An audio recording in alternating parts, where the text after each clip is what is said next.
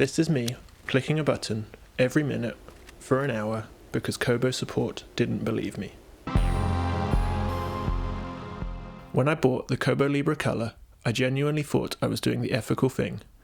Supporting the underdog, voting with my wallet, avoiding Amazon, all the kinds of things that make you feel good about sticking it to late-stage capitalism. Kobo has this reputation as the nice e-reader company, the we care about authors company, the we're not a monopoly company. So I thought, great, I'll make a review, talk about the hardware, maybe compare it to my experience reading on my phone. It'll be a nice, evergreen video that anyone can watch if they're looking to find out about Kobo. But then I actually tried using it. Somewhere between the third factory reset, the EU-only accessibility update, and getting fobbed off by Kobo tech support for having the audacity to suggest that their accessibility aid be fully supported in their accessibility version of the software before release day, I realised this wasn't a review anymore. This was an investigation. But before we get to the mess I uncovered, I want to be fair. There are some things I liked about this device, so I'm going to give it a quick-fire review. The hardware feels great, the Kobo Libra Colour feels solid, and the Clara black and white does too, which is what my fiancé went with. It is plastic, but the good kind. I'm not really scared about dropping this kind. The texture on the back offers a good grip without resorting to using the soft touch plastic that seems to go sticky after just a few years, and the raised edge near the buttons makes it surprisingly comfortable to hold. It's honestly one of the nicest feeling e-readers that I've handled. But then we get to the screen, or more specifically, the trench around it. If you've noticed a few little blemishes on my screen, that's because trying to apply a screen protector to this thing is like trying to wallpaper a hallway through a letterbox. Normally, I wouldn't care about screen protectors, but a key selling point for this device is stylus support.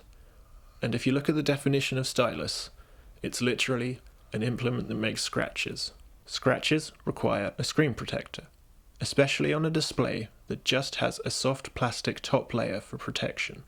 The lack of attention to detail for this almost mandatory procedure for the end user was an omen of my experience to come. They could have mounted the screen flush, they could have had a pre-applied screen protector, but instead they chose to make it the consumer's problem. Once you get past the ridge, the display is genuinely pleasant. The warm white mode is a lifesaver, especially for people with eye strain, but in my case, a learning disability, where reading on a yellow tint makes life so much easier. The colour screen exists, but it kind of feels like Kobo doesn't know what to do with it. It does improve the reading experience for comics or graphic novels, but the user base for that is quite a niche one. If they'd remembered that disabled people exist, they could have added coloured overlays, and that would have been a genuinely useful accessibility tool. But we'll get to their shortcomings with accessibility later. This feels like one of the more responsive e-ink displays I've used. Page turns are quick, ghosting is minimal, the menus are a little slow, but most users wouldn't really care about that. Unless Kobo decides to hide frequently used settings behind 9 clicks in the menu. But they wouldn't do that, right? Loading your own ebooks is simple. If you're on the Libra line of e-readers, you have CloudSync with Dropbox or Google Drive, as well as the old-fashioned USB transfer. If you're on the Clara line, you just have the USB, which works fine, and it takes me back to the old days of loading music to an MP3 player back in my youth. Library books also sync well using Overdrive, as long as your library uses a compatible system. Mine uses Libby, which worked great as soon as I found my library card.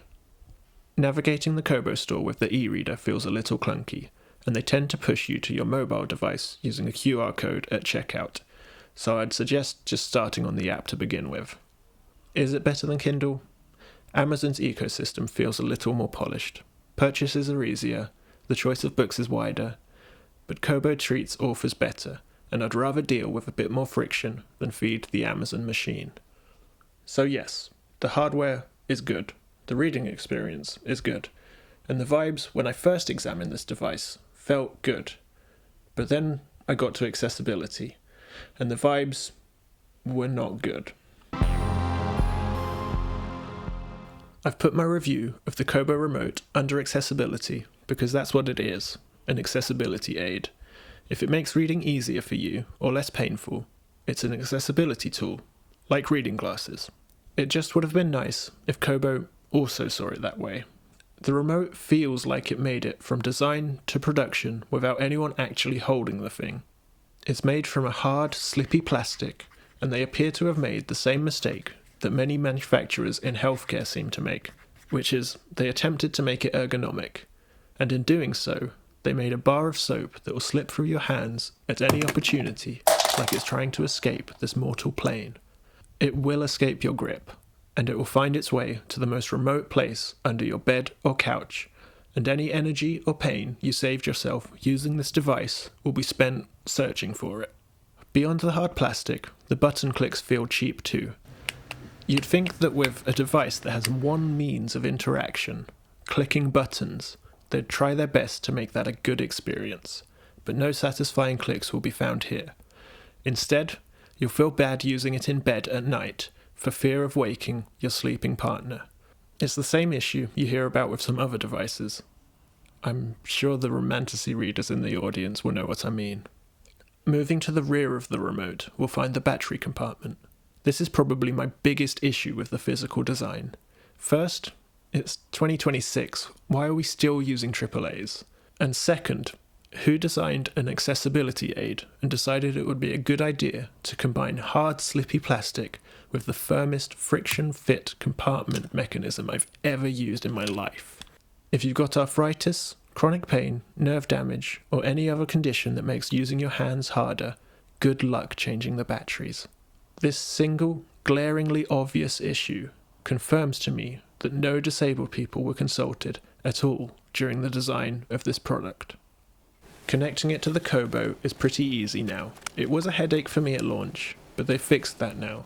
There's not much to say about using it. One button goes forward and one goes back, and that's it.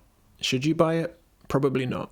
A small Bluetooth gamepad like the 8-bit Do Micro is way better. It's cheaper, it's easier to hold, it's quieter, the button clicks feel better, and it's less likely to fling itself off into the abyss. The Kobo remote feels like it was a prototype someone accidentally shipped. If you're a perfectly healthy, non-disabled user, you can leave this review here knowing that the Kobo Libra Colour is pretty good. The remote is less so.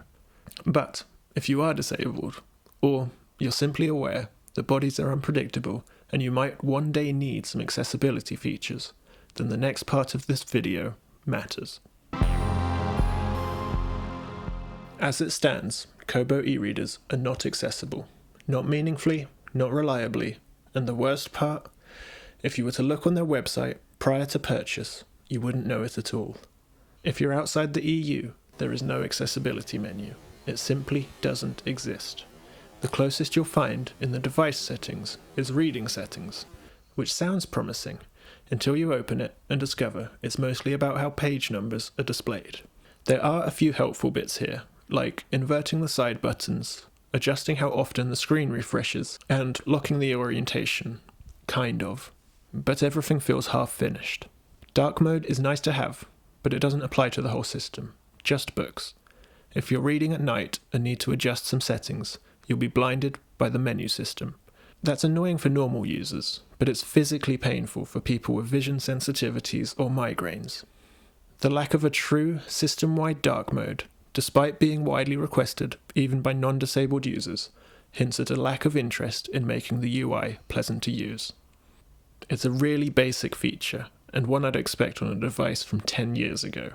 It's 2026, and we can do better. And the good news is, with a colour screen, we can do better. Some users don't just need black and white. They need blue or yellow or green overlays. The Colour e-ink technology makes this a possibility. I even edited an EPUB to have a blue background to prove that it's possible. But if Kobo isn't interested in dark mode, they're certainly not going to do this anytime soon. Moving further down the reading settings, there's a vague attempt at giving control of gestures and touch zones, but it's not enough. If you have dexterity issues, you might mistap the screen a lot, and without the ability to limit touch zones to specific areas of the screen, or disable them entirely in favour of the physical buttons, The entire front of the device becomes one giant target just waiting to pull you out of your immersion in a good book. That's the end of the reading settings. There are other useful settings that control line spacing and font and justification. You just have to tap the icon when you're inside a book. But you'll find one of the more useful accessibility settings under a completely different part of the menu. When you click into beta settings, you'll see large print mode. When you enable that, it will let you change the system font size between 100 and 180%. I get why it's in beta mode. It doesn't feel like a feature they've put much effort into. It works for the most part, but on some pages, like reading stats, it's completely broken. Though Kobo's embarrassment at not having this a fully polished feature shouldn't make them hide it in the beta features. It should be in an accessibility menu, along with all the other stuff, so that we can easily customize our devices. At this point I thought, maybe I'm missing something. Maybe Kobo does have a guide somewhere and it's just on their website. So I went looking, and I wish I didn't. Kobo's accessibility information is both everywhere and nowhere. If you Google Kobo accessibility, you'll find a marketing page, some scattered help articles, a press release, and a general sense of chaos with no clear direction. There are some attempts at guides, but they're as cluttered as the menu systems they're trying to describe. Everything blurs into a giant wall of text. It's not really what I'd consider adequate documentation. There's some added confusion because of an accessibility mode that only some countries can access, so let's look into that. The blog post titled Our Commitment to Accessibility and the European Accessibility Act begins with, accessibility is and always has been a top priority at Rakuten Kobo. Has it? Because if accessibility has always been your top priority, then why is this article announcing a bunch of new accessibility features that you didn't bother developing before you brought your product to market? When I first skimmed this article, I didn't take much notice of the legal stuff. I just bought into the corporate fluff and thought, wow, a full suite of accessibility features. That's perfect for this review. I'll find out more about that. There's no direct link to the documentation on this fluff piece, so you have to brave the cluttered Kobo help website. I searched accessibility update, and thankfully it was the first result that popped up, though the title's pretty vague and it's not clear that this is what you're looking for before you click. The top paragraph is more fluff about ongoing commitments, blah blah blah. Then it tells you what devices you can get it on, and then, wait, what's that? EU only? That doesn't feel like they're very committed to accessibility if they're hiding their full suite of accessibility features behind a border. That's annoying. So what's this full suite that I'm missing out on? They've made us a handy list of features that are available in this update. Point 1 is display text size. This is just doing the thing that the setting under beta features was doing. It's not new. 2, to set up Bluetooth devices. This isn't an accessibility feature. Everyone's been able to add Bluetooth devices forever. It's not a feature, and it's not new. Point 3, to turn on the screen reader. What's going on with Kobo's formatting of this list? Like, sure, it's a new feature, but that's phrased like it's an instruction and not a bullet point. Point 4, read aloud. Yes, that's how you use a bullet point. It's clear, it tells you what the feature is, and there's further details below. Point 5, to stop read aloud. This isn't its own feature again. It's just overspill from the point above. Who proofed this? Point 6. Check accessibility metadata features for an ebook from our Kobo catalog. A bit long for a heading, but yes, it's its own feature.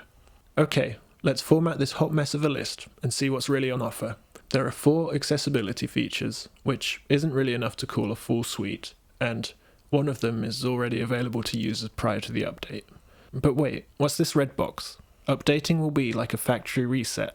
That feels like an unnecessary burden for a disabled person to access the support they need. It'll wipe all of your bookmarks and notes and side-loaded books, and it'll sign you out of everything, so you'll just have to set up the device like it's brand new. Then there's software limitations. You lose access to a bunch of useful stuff, and some of its accessibility features in their own right, like supplemental fonts or being able to pinch to resize fonts quickly inside a book. After reading through this limited list of pros and extensive list of cons, I found myself thinking for the first time in my life, maybe Brexit did me a favour. Psych.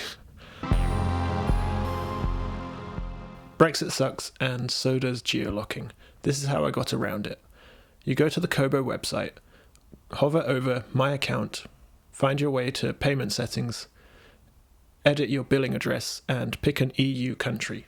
I chose Ireland. Now you have to factory reset your Kobo and sign into your account again.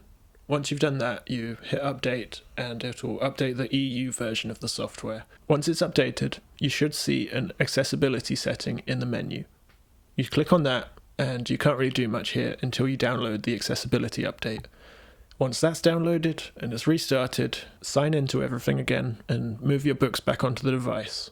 You're now experiencing the dedicated accessibility mode with Kobo, the best they have to offer us. And it's shit. They've moved a few settings around, but for the most part, the menus are just as cluttered as before. Under the new accessibility menu, you'll find exactly 2 settings. First, system font size adjustment. It's the same feature that used to be hidden under beta settings, but this time, worse. Instead of granular control, you get 5 fixed sizes, and these still break multiple screens across the UI. Second, the screen reader. From my testing, it does technically work, though I've never used this feature before, so I can't really judge how complete it is.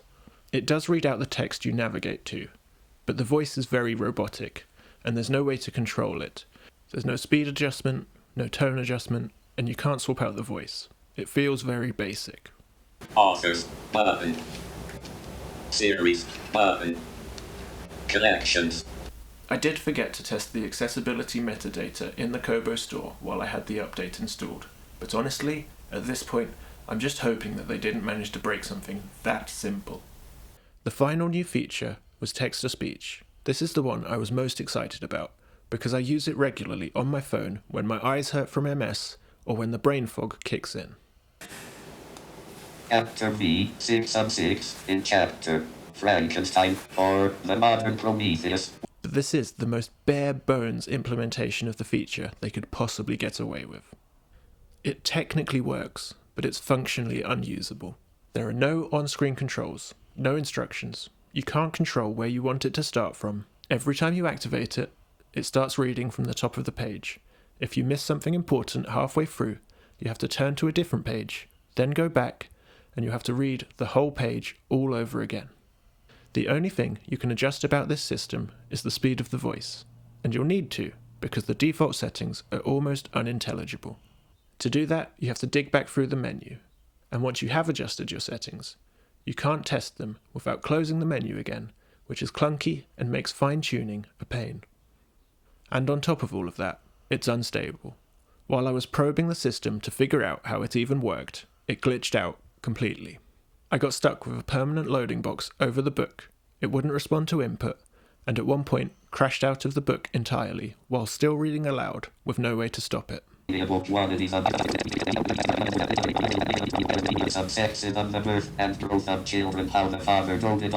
really feels like whoever developed this tool has never tried to actually use it while reading a book. This is an utterly broken update, and I don't recommend it for anyone, unless using a screen reader is absolutely necessary. But even then, I think you'd have a better experience with something like a laptop.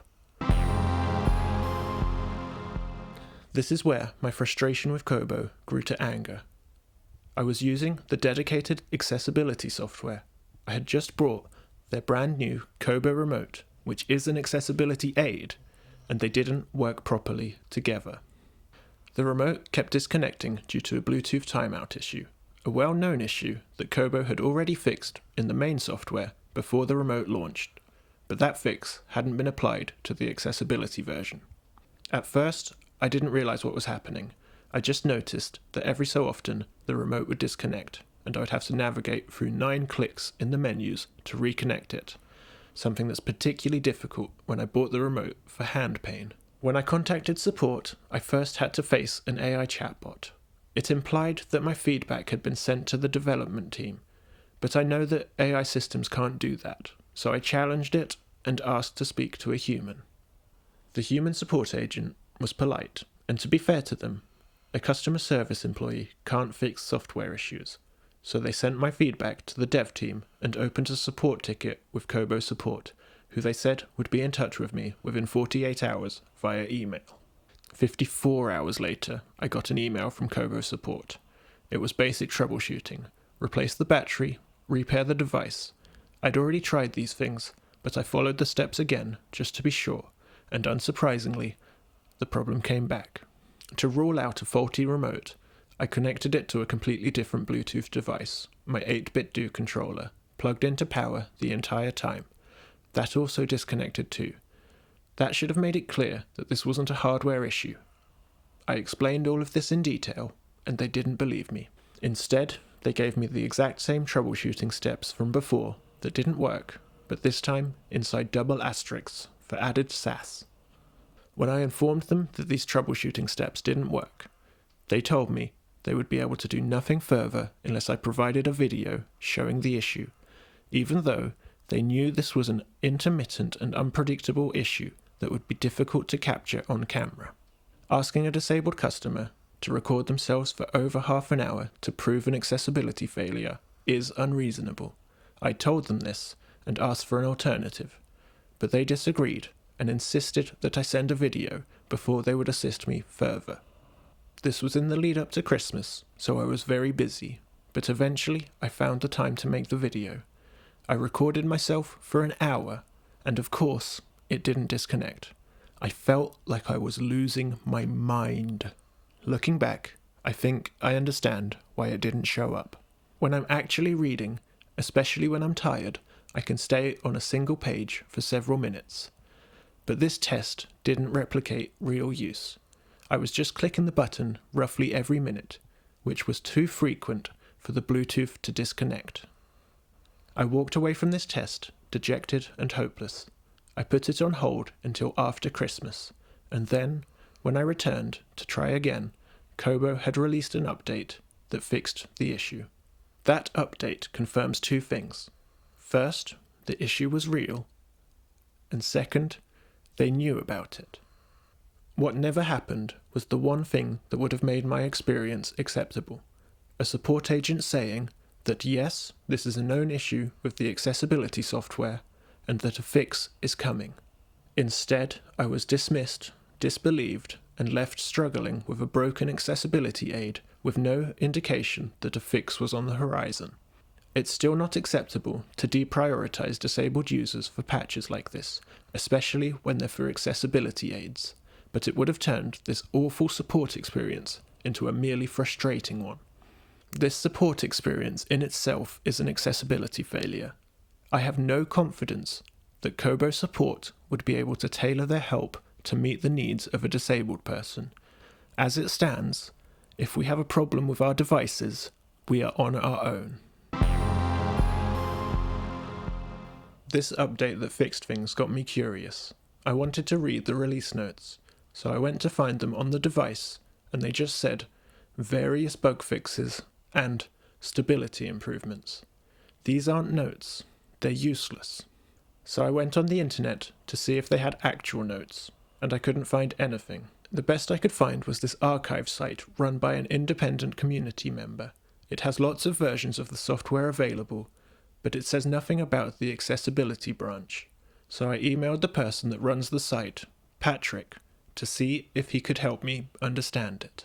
He got back to me really quickly and said, the accessibility variant is kind of a misnomer. What it really is the preview version of the 5X firmware. Reading this clicked everything into alignment for me. Until this point, I'd just had sporadic, unconnected bits of information and frustrating experiences. But reading preview version made me zoom out and see it all clearly. The poor stock accessibility experience, the bad documentation, the PR message, the unusable EU accessibility update, and the support failure. This is a pattern of failure on accessibility that proves a culture of disinterest in disabled people or our needs. Their PR statement that initially fooled me into believing in the nebulous full accessibility suite is actually an admission that they weren't compliant with the most basic requirements of the European Accessibility Act and had to scramble to fix it. To do that, they had to push disabled users onto an unfinished preview of some far-off major revision to the operating system. This version switches the base framework of the operating system from Qt5 to Qt6, which has built-in text-to-speech, unlike the previous version, so Kobo had to jump to it early, before the rest of the system was ready. If it were actually ready, we would all be using it. But they are more than happy to missell disabled customers a buggy and unfinished experience so they can technically scrape by without breaching EU law. This is not helping disabled people out of the goodness of their hearts, it's saving their own skin. So what, you might ask? They've made a primitive version of text-to-speech available for users in the EU if they need it. What's so bad about that? It's the fact that they concealed the true experience. This is dressed up in all of the PR that they can throw at us to pretend that it's some amazing revolution in accessibility, but it would be far from revolutionary even if the limited number of new features actually worked. I went and read the European Accessibility Act. I see that it required them to have text-to-speech available by the 28th of June 2025. I know this is the only reason the accessibility update exists. I can see no evidence that Kobo is committed to improving accessibility beyond what is legally required. Their accessibility commitment isn't backed up by any concrete roadmap or meaningful community engagement to find out what we actually need. It's quite frankly unacceptable. In conclusion, I don't believe that any individual at Kobo hates disabled people, but the actions Kobo takes prove they don't care about us. As a company, they have a lot of work to do to improve the situation. Accessibility isn't just a feature, it's a trust issue. And right now, with their frankly false PR spin, they've undermined that trust. If I were them, I would commission an independent review into accessibility. They need to find out where they are failing. They can't fix what they clearly don't understand. To repair trust, you need to be transparent. Detail every step you'll take to rectify the issues that the review finds. I would also create a bug report and feedback system that actually works, so that users can contribute to making the system better for everyone. I want to state that I still believe in the mission of Kobo. I'm disillusioned for sure, but I want you to succeed. If you receive this criticism in good faith and make steps towards improving the situation, I'll gladly make a follow-up video singing your praise. I don't hate Kobo. This video didn't turn out how I expected, and honestly, I'm anxious to release it. Kobo has one of the more generous influencer programs, and it would have been a great fit for this channel once it gets a bit bigger, and I'm worried I've burnt that bridge. But I cannot ignore their attitude towards disabled consumers and help sell products I know will fail people. I have found a couple of solutions while researching this video. KO Reader is a community mod that lets you customize way more stuff in the UI. It's very involved, but the documentation is actually good, unlike Kobo's, so it might work for you, but we shouldn't have to hack devices to make them accessible. If you aren't comfortable modding your Kobo, I found a way to edit EPUB files in Calibre to add a custom background color. This works well, but it's not perfect. You can't use it on library books or books you've purchased through the Kobo store, just EPUBs you already own. But it's something. I hope you found this deep dive informative. It's quite a departure from my usual bookbinding and review videos. If you want to help put pressure on Kobo, then please like, subscribe, and share this video to boost it in the algorithm. I'd love to hear your experiences with Kobo in the comments. Good or bad, any engagement will help. If you're extra motivated to help, then send a message to customer service detailing the accessibility features you think they need to add. The more messages they get, the more likely they are to do something. That's all I have right now. I'll be back with my regularly scheduled bookbinding content soon. Thank you all so much for watching. See you next time.